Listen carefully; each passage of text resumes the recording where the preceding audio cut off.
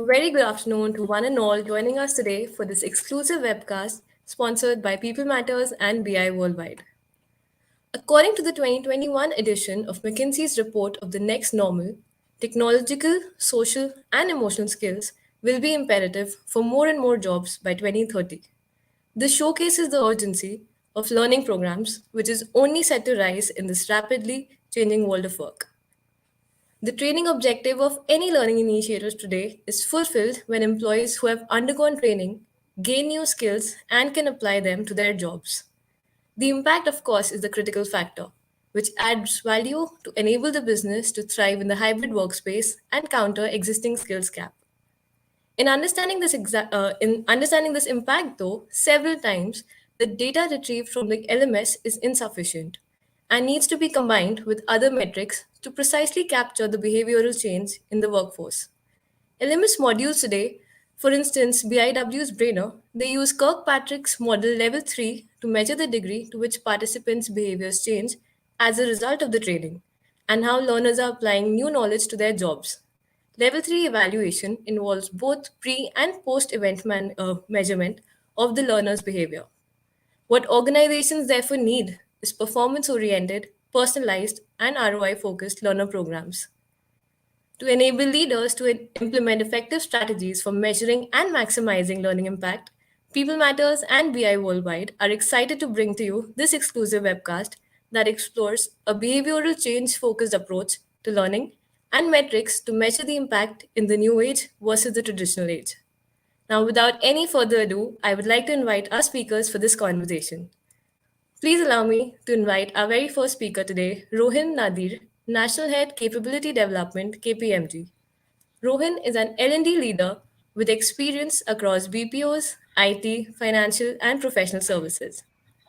He comes with experience as a learning strategist, solution evangelist, coach, solution designer, and faculty. Rohin believes in building agile and effective L&D engines by partnering with business leaders and leveraging fields like social sciences, knowledge management, analytics, and branding. Thank you so much for joining us today, Rohin. Thank you, Bhavna. An absolute pleasure being here and such a interesting chat show today. So I'm really looking forward to this. I hope some. Thank you I so hope we much, get some Rohin. fantastic questions from the participants today. But yeah, back to you, Bhavna. Absolutely. Thank you. Our next speaker for this conversation today is Komal Singh, Director HR APAC and EMEA in Mobi. Komal has spent over 11 years in the HR domain in various leadership roles across tech and consumer sectors. She is an industry speaker and has shared her insights at various events focused on inclusion and diversity, leadership development, and culture acceleration. She is also a board member at an upcoming HR platform. As an HR leader, Komal enjoys leading business in creating accelerated opportunities, proactively solving business problems, using the HR lens for forward looking solutions, and coaching leaders towards greater personal effectiveness. Komal also believes in creating deep partnerships to collaborate and rally people together. As an inclusion and diversity champion, she has conceptualized and spearheaded multiple campaigns for promoting psychological safety and other internal initiatives globally. Welcome to the sessions, Komal. It's great to have you with us today. Thanks so much, Bhavna. Thanks for having me as a part of this session, and really looking forward to the next, less than an hour or so. And welcome to the audience. Looking forward to the interaction today. Thank you so much, Komal. Once again, welcome to both of you, and thank you so much for your time and for joining us today. Now, before we begin the conversation with our panelists, as Rohan has already mentioned, I'm going to request all our audience today to please keep posting your questions throughout the discussion in the chat window. We'll be taking them up on the go, so keep those questions coming. Now, we would like to do a quick poll before we kickstart this conversation. We request all of you, all the audience, to kindly take this poll. You can head to www.menti.com. It's mentioned right here on your screen and use the code 2352 6669. 2352 6669, and please participate in the poll question. The question is, what are some of the key learning trends in delivering business impact in the new normal? Options are personalized learning, executive coaching, digital upskilling, continuous professional learning, and increased emphasis on soft skills, or as we call them today, power skills. So while we give you some time to respond to this question and think about it, I'm going to invite Rohin and Komal to please share with us your thoughts. What are some key learning trends that you've observed that help in delivering business impact in the current context? Rohin, would you like to go first? Oh, yeah, hi. There are just so many trends, but I'll talk about the one or two top favorites of mine. One is, of course, personalize the learning as much as possible. I mean, that's really where the big change is sitting. That's what everyone is going for. The more personalized the learning is, the closer it is to reality, higher is the probability of it working. So that's definitely number one. Number two is whatever, I mean, LMSs are passe now, but when you think about LXPs, you think about whatever your learners are interacting with, the look and feel of it has to be top notch, because for people now, the competition for when they interact with the learning ecosystem is Instagram, Facebook, all of these really digital savvy platform which have top notch feel. That's what people are competing with. So to start off, I would say these two trends are really where the focus for a lot of functions and organizations is sitting. Common. Just to add to that, I think one of the things that I've found quite powerful when when I partner with businesses in creating a future ready org, and what I've found to work, it's to actually have a flexible approach in what sort of works for which audience. I've been fortunate to work across multiple geographies, multiple regions, and I found that depending on who I'm talking to, the cultural context can also drive the methodology that can be more successful, whether it's digital platforms usage, or whether it's in person classroom training, whether it's coaching, or whether it's something else. So I think what helps is to just have an open mind to what we weave for a problem statement, and I think that becomes a very crucial starting point to have the right problem statement defined. Right. Thank you for sharing that, Komal. And I believe our attendees today seem to agree with what you've just shared. Personalized learning, of course, is the number one key learning trend, accompanied by digital upskilling. So thank you so much, Rohin and Komal, for sharing your thoughts on that. And thank you so much to all our attendees for sharing what they've observed with us so far. Now, moving on to our discussion for today, my first question is for you, Komal. So, given our learning and development has become a critical point in developing new people and business strategies for any organization today, what are some of the ways in which InMobi has been assessing the impact of these learning programs? Thanks, Bhavna. I think measurement is a very important aspect of ensuring that we're not just driving success in the investments that we're making, but equally importantly, in ensuring that we're also hitting the outcomes that we want to derive from those investments.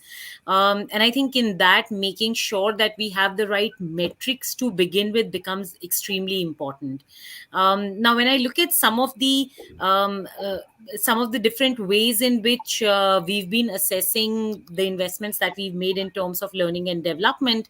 One is, of course, the feedback. I don't think that is something that we can do away with at any point of time, right? But I think the depth with which we collect feedback, especially in the remote environment, given that everyone's experience can be very different depending on the setup that they have. We do try and collect a lot of in-depth feedback, not just through a survey or a form, but also by touching base with some of the people who those training programs may be critical for, to understand what's the real change that it's driving for them. So for example, if it's a learning, if it's a leadership program that has been created for early career managers, just as an example, then it's important to understand what was the starting point for some of those leaders, and what is and where do they see the needle shifting basis what they've learned during that program. And I think it also becomes important to bring that reflection for the group as well, well for them to also be very clear that these have been my takeaways and this is what I'm going to do differently because I was a part of this program. So I think that becomes extremely critical to have those right reflections brought on the group. I think the other thing that's also been important is to also assess how many people are attending some of those programs, especially, like Rohin said, customized learning programs are extremely critical.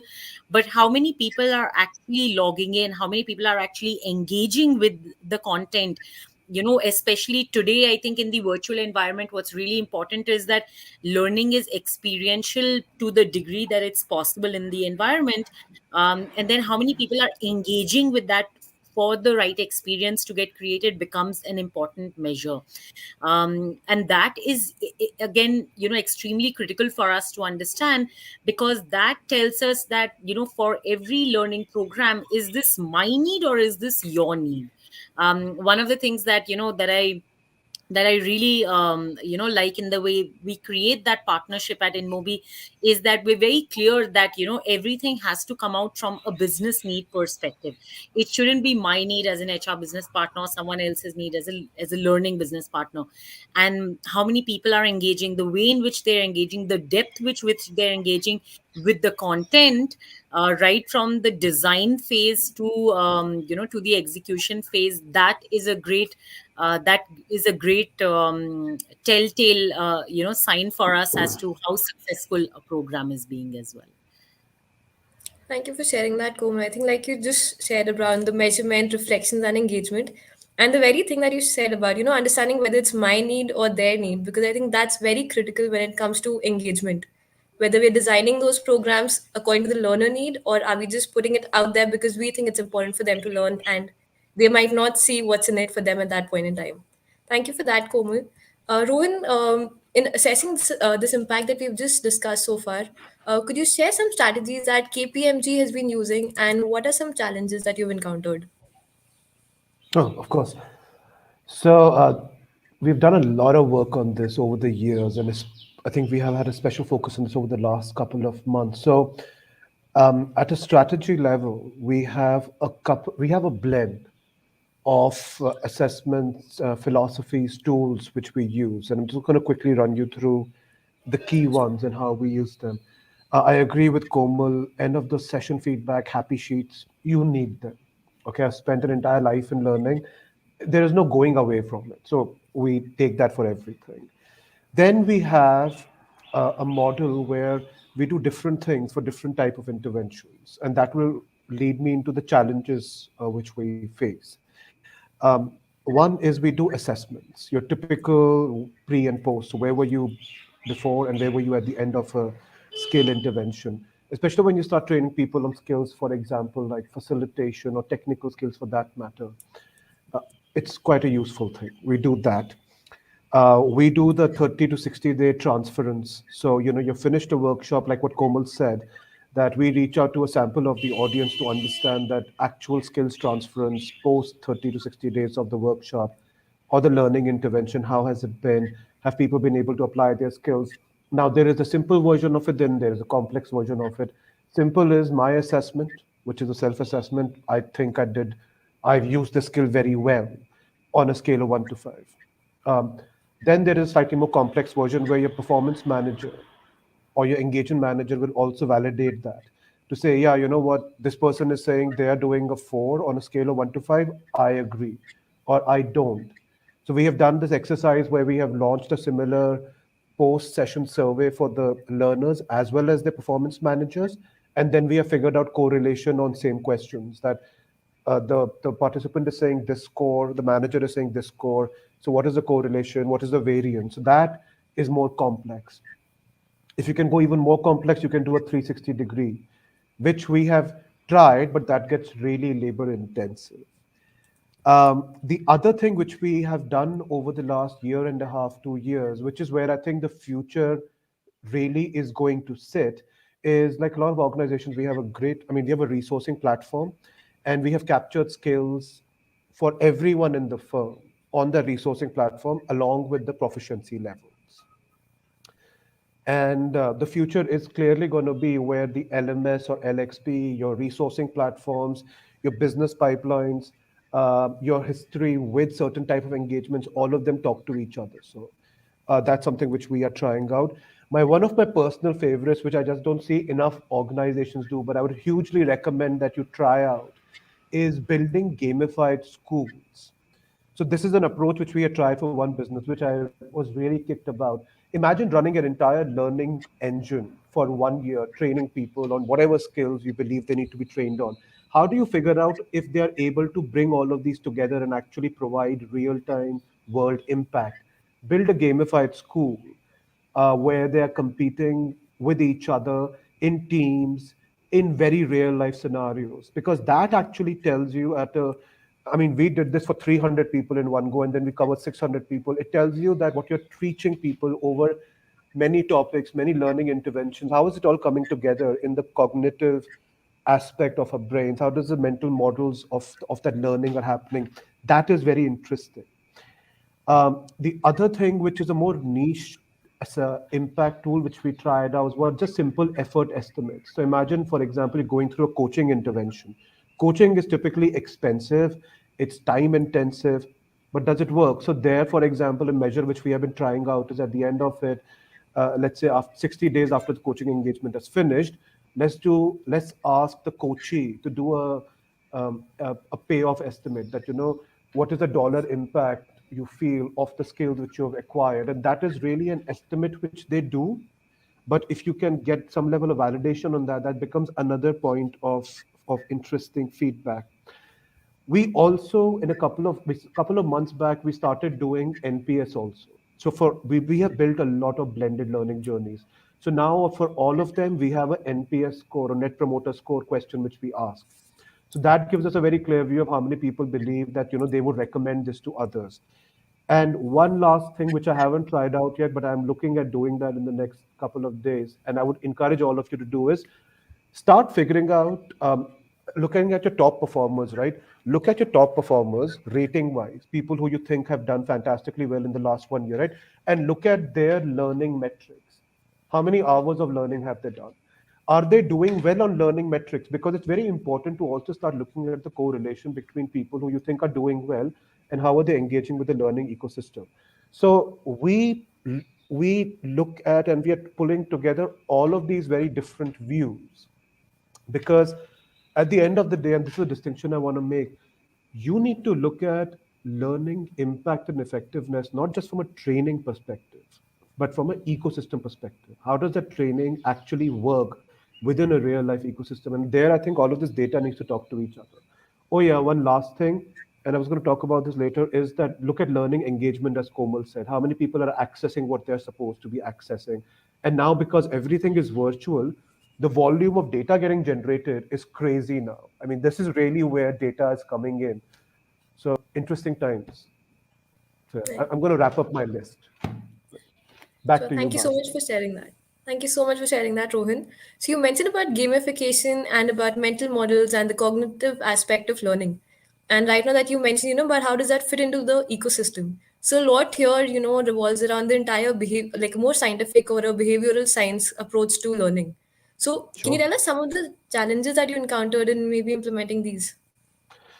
Oh yeah. See, one is that it is um, it is super effort heavy. Because I'll tell you what's happening now. There is a lot of data, like metadata is what people are talking about, right? There's so much data getting generated. One is that learning engines, dashboards, just the data architecture of learning ecosystems, it is not typically designed to capture and churn a lot of data, especially the kind of data which is getting generated now since everything has gone virtual. So when you're doing all of this, a lot of it is done manual slash automated. So it is fairly labor intensive. That's one. Secondly, is that a lot of this is dependent on people responding to stuff. I mean, no matter how you slice it or dice it, right? Whether you're reaching out to people for calls, whether you're doing surveys, whether you are doing an assessment online, all of that, it requires people to actually do something. which is they have to take Right. time out and respond to something. So some poor person's job is basically just chasing after people and getting it done. Now you can automate it and you can say my bot is sending out reminders, but bot reminders are great, and and the future is the integration of all of these systems into people's actual live workflows. But that's an evolving field. So Right. if you actually sit with any learning leader and you ask them, Ki, what do you do? Like Kirkpatrick, 1, 2, 3, 4, 5. Most people will pull off the one. Two, some. Three is very selective because you can't do it for everything. What I'm really keen on is when the learning team's data architecture, as I call it, catches up with the kind of data possibilities which exist. Because that is when the data which you need, the data which you're capturing, all of that is matching, and you know what to do with it. Currently, I think teams and LMSs and systems are catching up. Right. Okay, thank you for sharing that. Sure. So Komal, my next question is for you. So we just spoke about the data in learning. So considering how data analytics rather have become a key part of any HR strategy, in particular about learning strategy, what are some of the new metrics that can be used to counter these challenges in assessing learning behavior? And just if I could just add in another thing. So I was just having a conversation with another industry leader yesterday, and there was this conversation around how strategies today they need to be more data informed than data driven. So, what are your thoughts on that? How do you plan your learning strategies, and what metrics do you use to counter the challenges? Absolutely, couldn't agree with that more. I think times have evolved to a point where data should ideally and rightfully so play a very critical role in how we define the learning needs, how we design programs that cater to those learning needs, as well as how do we ensure that what we're designing for is actually what is getting solved on the ground as well. And I think that's where the data that we're able to collect can play a very critical role. As Rohin rightly pointed out earlier, one of the positive effects of everyone existing in a digital space is the fact that the amount of data you can collect is a lot more than what was possible in the past. A lot of things that could get missed out earlier, today it's a very different scenario. I think there's also an old adage that goes, that goes like, scarcity is the mother of invention. And I Right. think, what we started with, where we had this scarcity of experiences, and how do we create the right experience from a learning perspective in the digital world, is what led to gamification to a large degree. And I think what that's and Rohin, coincidentally enough, we recently concluded a program on a gamification mode, which was about a 4-month long program. And we found the data insights that came from that was so powerful and so real time, where we could pivot the amount of support and the kind of support that we're able to provide to the participants basis what we were hearing on a continuous basis. So I think it was very powerful to get those insights on a regular basis, to have them accessible to the right leadership levels, to be able to support those people. So I think when I think about data and what it can do to inform the right decisions, I think it can do a lot in having the right business case for where you put your investments. At the end of the day, every business today wants to get the best bang out of their buck. And when you're investing in these training programs, and you're trying to get the best industry leaders, you're trying to get the best platforms that you can put your people on, you're trying to get the best benchmarked information to your larger population, to upskill them. It becomes very important to have the right business case to support all of those asks. And I think that's where data can play a very, very critical role in ensuring that every decision that we're taking is informed by a certain data point behind it. And I think that's where we within the HR community can also play a very critical role in having that mindset shift in, in not just leaders, but I think team members across the board to understand this is how I should also be looking at data to inform my decisions. Because I think a lot of times we have the easy falling back to, hey, feedback is something that I'm going to try. There's no getting away from feedback, that's an obvious one. But at the same time, how do you marry that qualitative input with the quantitative data metrics, is what creates that winning business case for where you choose to invest. Right. Thank you so much for sharing that, Komal. And speaking of mindset shift, there was a time, when the L&D functions similar to what performance assessments were like an annual investment, or, they were like dedicated courses per quarter on those lines. However, over time, learning has become more than, a standalone function. It has become something like we say a continuous learning culture. So, how do you see the role of learning programs in driving organizational culture, and what are some potential pitfalls that leaders should be prepared for as they navigate this shift in mindset? Rohan, would you like to take that first? Oh yeah, I would love to take up that question. That's pretty much my life now. Uh, I'm old school LND. Okay, so it was when I was in learn when I got into learning, it was all about how amazing is your training, and that's it. But over the years, I have become an ardent student of change management. And the way I look at training and culture now is every time you, as a learning leader, look at a training, right?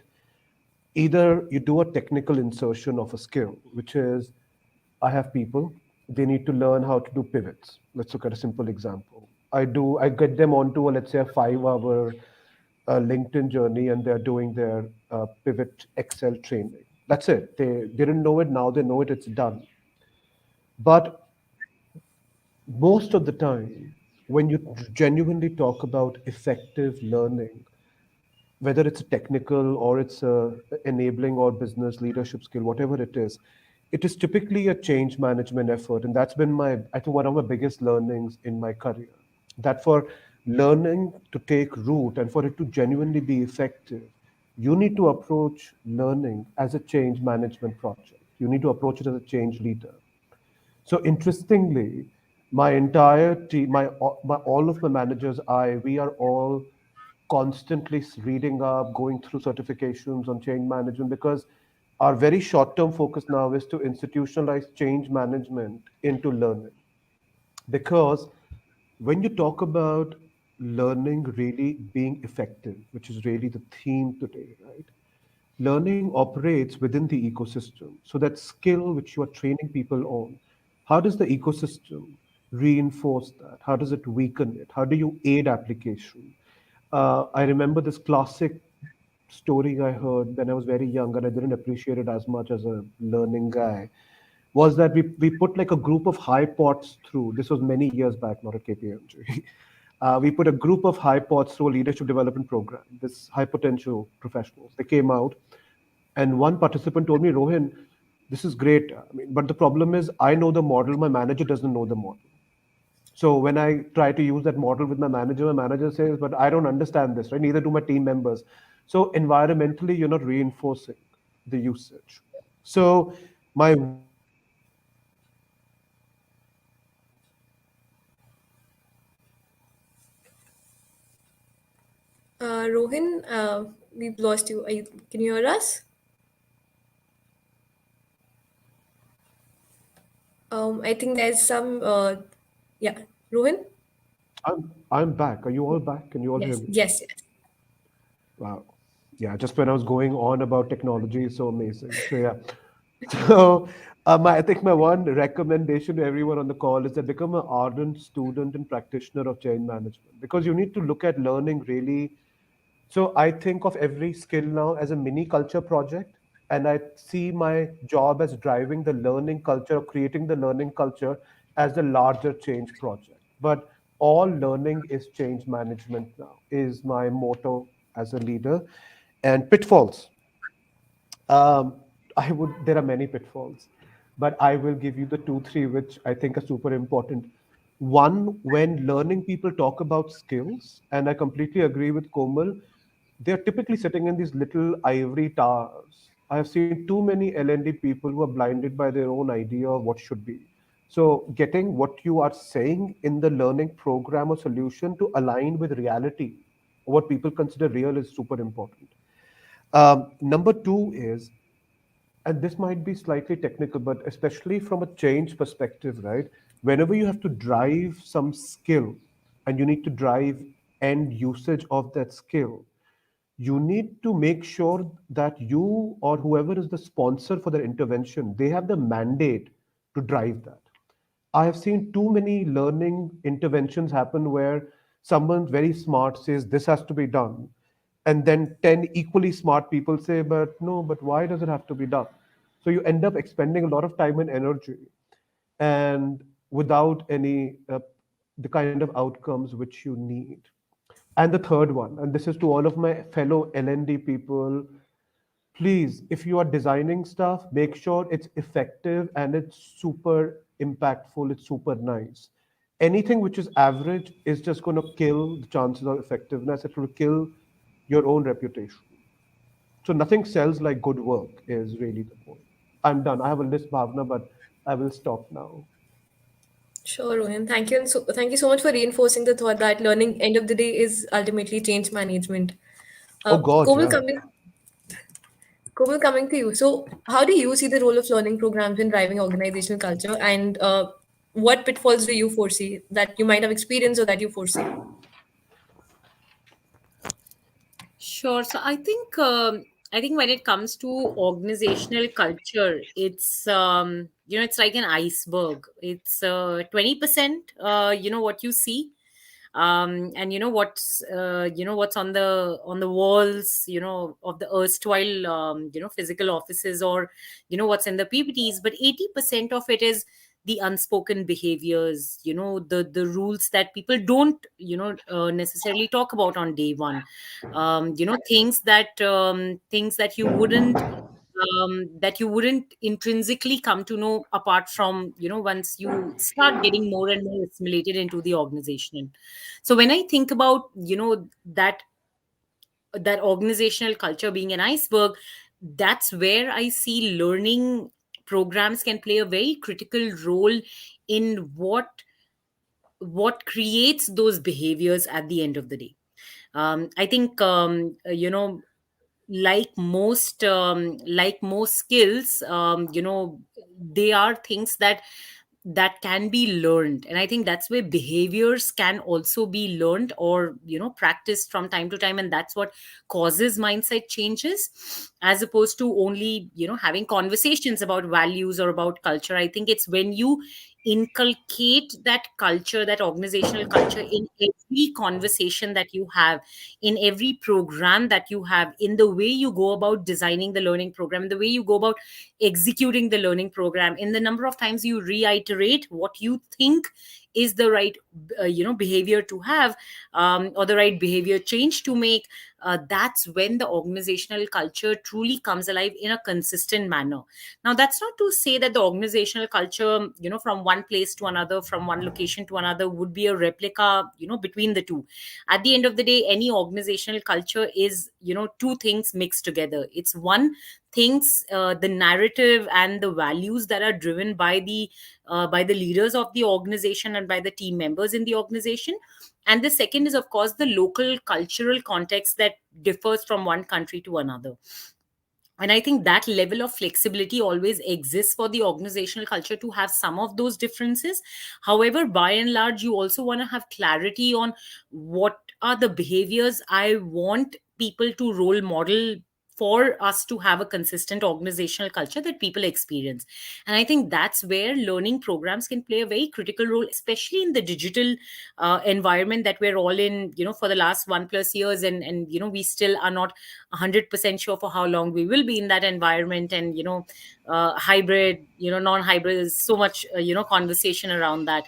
But I think as we continue to exist in digital and physical realms, it becomes very, very important to have as many opportunities as we can to have learning around organizational culture, not just to have learning around technical skills or behavioral skills, but to really have honest and transparent conversations about how is the culture today, how are we experiencing the culture today, what can we do to create learnings around the behavior changes that we want to people to experience. And I think that's where that to me is one of the most powerful impacts that learning programs can have, apart from the technical skills, which of course are very important for the day to day running.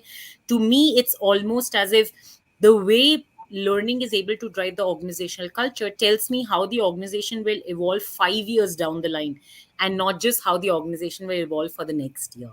And so I see so I feel it plays a very, very critical role in terms of some of the challenges. I think it's important. I think it becomes very important to have trust in the system, for you to be really open and transparent about how you're experiencing the organizational culture in these learning programs. And I think that's where, the point that Rohin brought up earlier, I thought was an interesting one, where um, making sure that everything that you deliver is of a certain benchmark that you're creating. It's the strongest quality that you can put out. That's what creates trust on the system, and that's what enables you to have behavior changes, because it's part of the learning culture change. And so, just to summarize, a couple of points that I wanted to reiterate. I think organizational culture should be an ongoing conversation. It shouldn't be a conversation you have on your day one, when you join the organization. It should be an ongoing conversation. I feel learning programs can play a very critical role in driving those conversations and mapping those to the right behavior changes that we need to have as an organization as well. Sure. Thank you for sharing that, Komal. You spoke about context and learning, and that just kind of aligns with one of the questions that has come in from our audience. So we've got a question that says curation versus building in-house learning program. What, in your view, is more effective? Komal, would you want to take that first, and then maybe we can get Rohin's thoughts as well? Sure. So I think, whether we go in for in-house learning or whether we have external partnerships for learning, to me that would really depend on what it is that we're trying to create learning on. If it's something that, in that can benefit from internal storytelling, if it's more about certain skills that you want to enhance in the internal organization, then I think you can actually, and you should leverage on the right storytellers from within the org. There's something to be said for leader learners, where I have at least personally seen a lot of effectiveness and great experience being created when people see their own leaders being, the learning, the people they're learning from. But then for skills that you feel aren't, best explored internally, because either those are completely new skills that you want to build, or you feel that I want to go a notch higher than where I am today. In those cases, I think the right decision then is to partner with the external, vendors or consultants, but at the same time also truly partner with them to build content that works for your outcomes. So not necessarily to take something, not to lift and shift, but to really take something and make it your own. So I wouldn't say it's one or the other. I think it's a mix depending on what's the final outcome that you want to derive, and where are you in the learning curve for that outcome. Are you already at a, at an intermediate stage and you're trying to go advanced, or are you just starting out on that journey? So I think those are a few factors that would be important to me when I'm assessing what the right mix there is. Right. Thank you for that, Komal. Rohin, what are your thoughts? Curation versus building in-house learning programs. What is more effective? I used to be a big fan of in-house learning.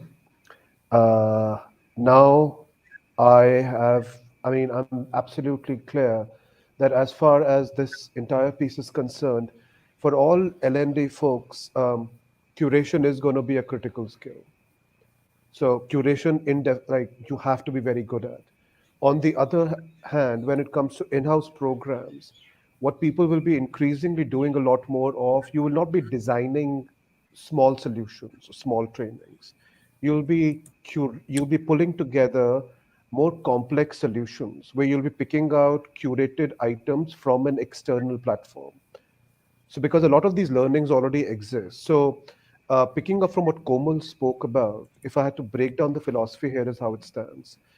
Um, I do not recommend now doing in-house programs for anything which is a very simple skill, because clearly there are very easy ways of doing that externally. You don't want to train people on time management anymore. There are enough e-learnings which are fantastic on time management and many other more complex topics. So that is curated. When we do build programs now, typically, as Komal said, that's because either the skill is very niche and we have a much higher proficiency level internally on it, or it's something very, very specific to our firm, and hence we believe that we need to build that internally. If I have to go out, it's either going to be going out for stuff which is very base, like as I said, which can be easily serviced through an online learning platform, or it is a skill for which we don't clearly have proficiency or expertise sits outside. For example, we do partner with a lot of with a lot of Ivy League profs, so with some very smart colleges, because the idea is that there is a certain amount of academic expertise which sits there. There are certain experts in the market, especially now with digital and tech. While we have a lot of skills and expertise inside, we do partner outside also. I would now recommend that learning leaders should look at a mix where 60 to 70% of what you're offering is serviced through curated, and the remaining 40% is what you are building in-house, which is typically niche and specific to your organization. Okay. Thank you for Back to you, sharing Bhav. that, Ruben. Sure. Thank you. So, moving back from learning programs to, assessing the impact of these programs. My next question for you is that it is well noted that transformation in the learner's behavior is a critical challenge when it comes to any LMS in place today. So, what can Sure. organizations do to assess this better and deliver on that learning impact? So number one is that do not expect the LMS to drive any transformation. That's not the LMS's job. Uh, LMSs can only just deploy and measure. So, firstly, I think the message for everyone is that you need like a really smart LMS. Think learner experience, and learner experience or a LXP platform also needs to sit within the ecosystem or the culture of the firm. That's really, as I said, where the skill works. So focus on your overall ecosystem, which I think Komal and I both spoke fairly about. Um, Look at, from when we get more tactical, look at completion rates for your trainings. I know learning heads who don't look at completion rates. They're like, don't know, people learn what they have to. No. uh, a completion rate for me, if I'm putting people through a 4 hour thing, how many people are starting and finishing the journey, it's a very basic thing, but it's important. But along with that, look at engagement rates. So, how many people are accessing what they're supposed to access? How many people are taking on their assessments? How many people are taking that assessment in the first or second time? That kind of engagement data makes a lot of difference. For example, it was very interesting. We started releasing a lot of microbytes of learning, and then we were trying to figure out that, are people reading the microbytes, are they looking at the microbytes? So what we did was we started hosting it on our LMS, and now what we could immediately start seeing was how many people were actually accessing it. So it's basically a simple switch from sending out a certain link which is on an external platform to saying this link is sitting on the LMS. As soon as the people access it, I get a trigger saying that, okay, now people are accessing it. And then we know, are they accessing it within 1 day of releasing it? Are they accessing it mostly in 2 days of releasing it? So now you have actionable patterns which you can work on. Uh, I am a big fan, as I said, of resourcing platforms. Any platform which captures all the skills and the proficiency levels, that is one of your holy grails. You need to be looking at that data year by year to see, I've spent 1 year running my learning engine. Is there a change in the skills and the proficiency levels? And does this change align with my strategic goals? Um, Assessments will stay, but assessments are becoming a lot funkier. I mean, I spoke about gamified schools, right? That is old school. We built those gamified schools. Now, assessments and what we are looking at internally, as well as partnering with smart people outside, is online simulations, which are complex, which are at times multi-week sort of assessments, which people are going through. Now, we are looking at something which is really like a life in the day sort of an immersion in assessment. So people are told what they have to do, they finish a task. It is much more complex than what we used to know. So assessments will stay, but they will continue to get gamified. They will leverage a lot more of augmented and virtual reality. And because they will use things like augmented and virtual reality, more people will also go through it. Um, the last thing which I want to mention is, as more and more data gets generated, what will start happening is, and it's already happening, is that now other organizations, everyone is generating these reams of data, and hence you can start slicing and dicing it to actually look at patterns of learners. For example, we started figuring out that people are attending more sessions during this part of the day. We started figuring out that the feedback scores were better when sessions were being run at this point of time. You can also make out engagement, that how many people are just staring at the screen and how many people are actually active. All of this data has just mushroomed in the last year and a half. So, and that has led to very realistic insights into how you are structuring your learning programs. For example, I have a rule: we don't send out any mail which I want people to read on Monday and Friday, because we figured that's when the traffic is like the lowest. So besides change management, as I wrap this up, my other recommendation to everyone on the call is become an ardent student of behavioral economics. You need to start thinking uh, nudge theory. You need to start thinking choice architecture. You need to start thinking branding. You need to start thinking change and how do all of these fields come together. So yeah, thank you. Back to you, Bhavna. Thank you, Rohan. I'm sure with everything you've just shared, that really points on the need for even L&D leaders and professionals to actually upskill themselves and understand these Oh God, concepts yeah. better. Great. Komal, your thoughts on this? How are you measuring, driving and measuring the impact on learner behavior, and not just the skill levels of individuals, but their learner behaviors post these skilling programs? So one of the things that and both in my current and environment at Inmobi and as well as in the past, what I found to help in measuring that change is to actually have that evaluation pre and post facto when it comes to the when it comes to the various skills that are critical to a role, and where is it on the proficiency matrix that an individual lies before a training and after a training, to see the very real impact that that training would have made. The other thing that we also encourage our leaders and our learners to inculcate as a part of learning behavior is to keep a learning log, which actually helps them reflect. One of the things that I've found true, even I mean, even for myself for that matter, is that sometimes when you're reflecting on what you've learned, you may often come across certain nuances or certain aha moments which may not have occurred while you're even going through the training. So I think having a learning log is definitely a best practice that I've seen create a lot of strong impact. I think the other thing that is also important is to make sure that while you're keeping a constant eye on what are the data metrics for different training programs that you do through the year, you still also retain the ability to be able to take a step back and look at the big picture as well.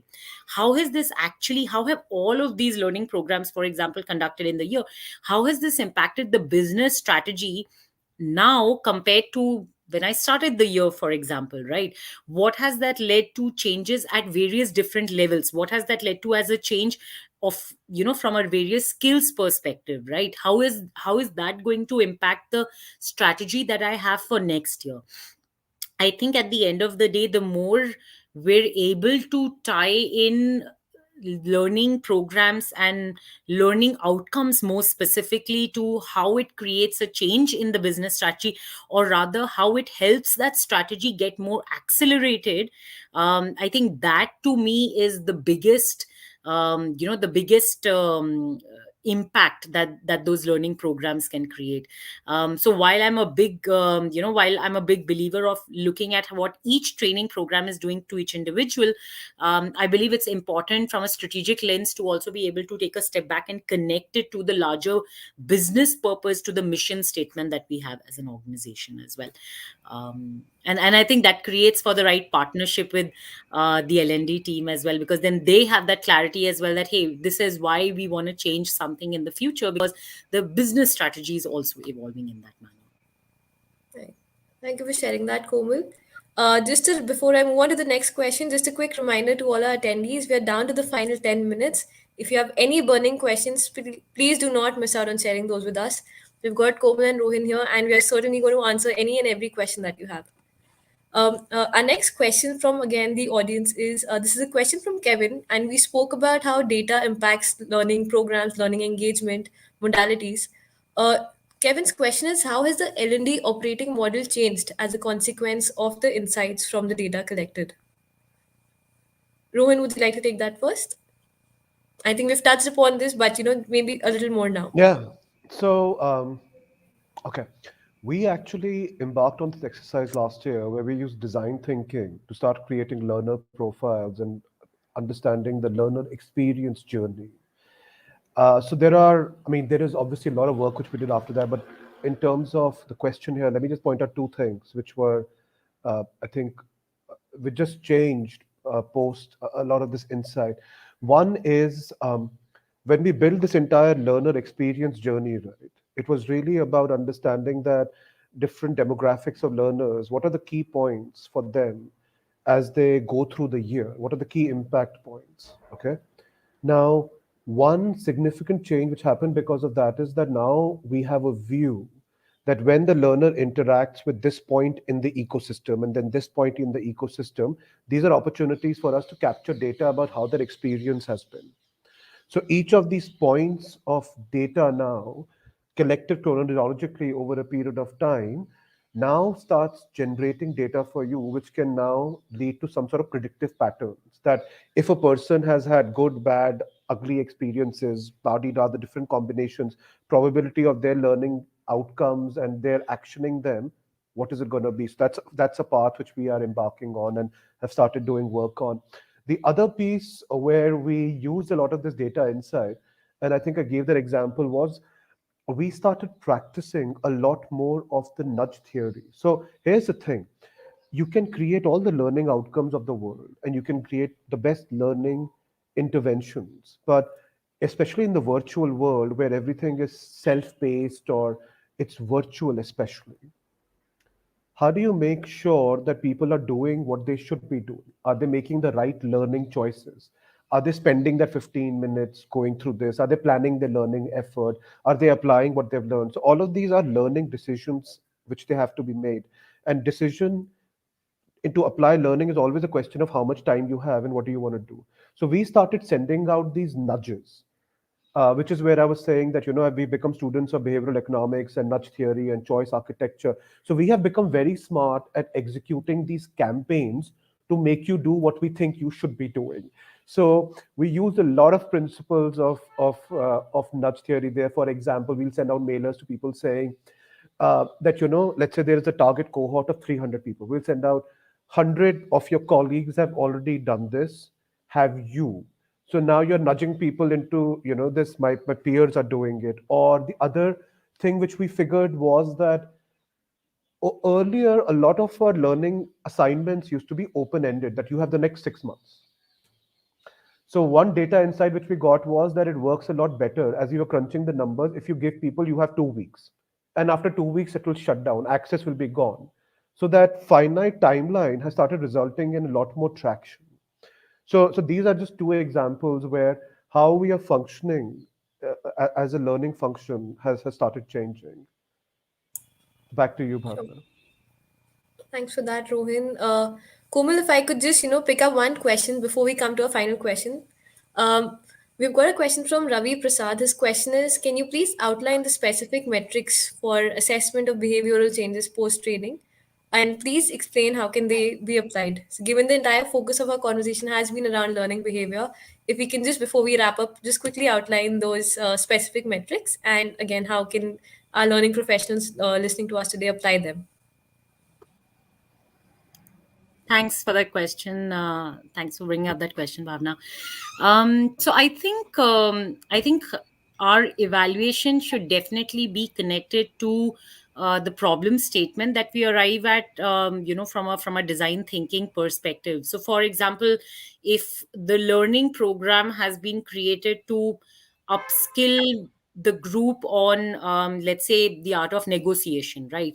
So the place that we should ideally start from is to say that these are the three things that I want people who are going through this program to be able to do, and then to possibly evaluate, or even have that self evaluation from the attendees, to say where do I think I am on these three areas within this skill, right?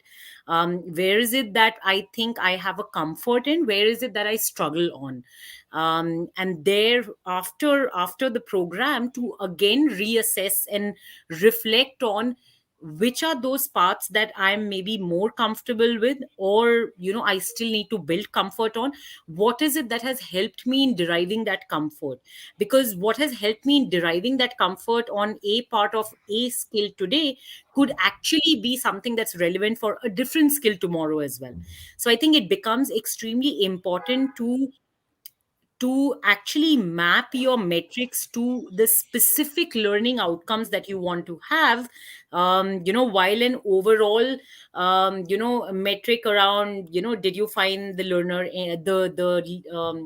did you find the trainer engaging, did you feel that the content was relevant? While all of those metrics are important, to me what's more powerful when I look at connecting the learning program to the business strategy becomes, what are the three or four areas within that skill that there has been an improvement or an evolution on. And I think that is where data metrics should be playing a role. It shouldn't be about statistics on a presentation slide. It should truly be about what are the three learning, what are the three or four outcomes that have evolved as an outcome of this change on specific skills. And I think when we're able to map data metrics to that degree, that's when the business case for investing in learning programs becomes self-explanatory. Yeah. Thank you so much for sharing that, Komal. This brings me to my final question. I wish this conversation could go on longer. There is so much to learn from both of you. But in the interest of time, my final question for both of you is, what would be the one key takeaway for HR leaders as they envision new L&D strategies? Rohan, would you like to take that first? Um, yeah, I mean, I have skills which I would say everyone should be focused on developing. So I spoke about change management.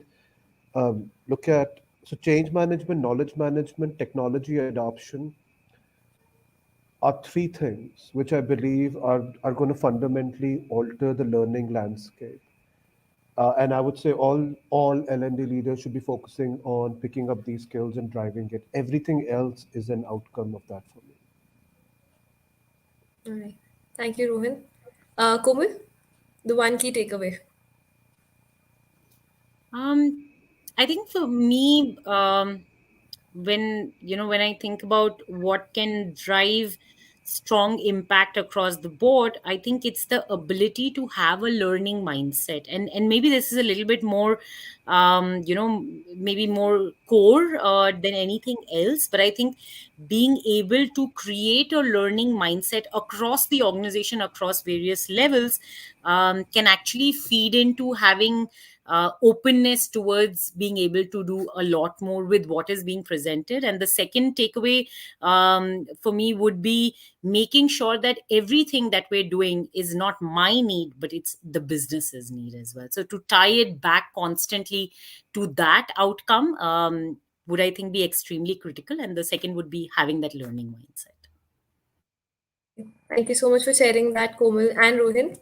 Thank you so much for such great insights. It was a pleasure having both of you with us today. There's so many things we've learned, right from the start when we spoke about understanding your need as a learning professional versus your learner's need. The conversation around learning needs to be change management at the end of the day, gamifying learning where possible, and measuring the impact of that, assessing shifts in learner behaviors through behavioral science and, like Rohan mentioned, behavioral economics, and last but not the least, developing a learning mindset across the organization. Thank you so much once again, Rohin and Komal, for sharing those insights with us. Thank you, everyone, for those interesting questions and for engaging with us today. A lot of learning for sure for one and all. A special thanks to BI Worldwide once again and their complete team for their support in designing this conversation. With this, we're going to wrap up today's conversation. It has been a pleasure hosting you. Thank you again to our esteemed speakers for giving us their time. Thank you, Bhavna. Komal, it was fantastic catching up with you, and I hope all of our audience members had a great time. Thanks a lot again, Bhavna, and the team of People Matters and BI Worldwide for setting up this important topic as for the event, as well as inviting me as well. Lovely meeting you and having these interactions, Rohin, and I'm sure we'll stay in touch as we go along. And to all of the audience, thanks for being an engaging audience and for sharing all of the questions. And hope you have a great rest of the week as well.